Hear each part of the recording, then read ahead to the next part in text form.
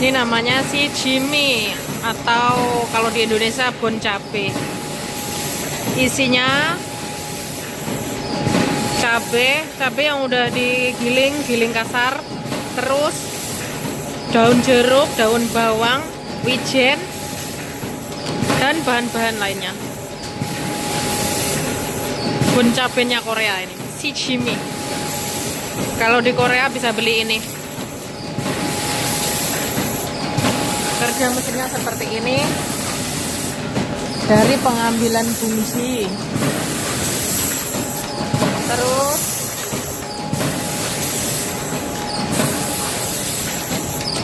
pengambilan fungsi, pencetakan nada, pengisian part, terus perekatnya.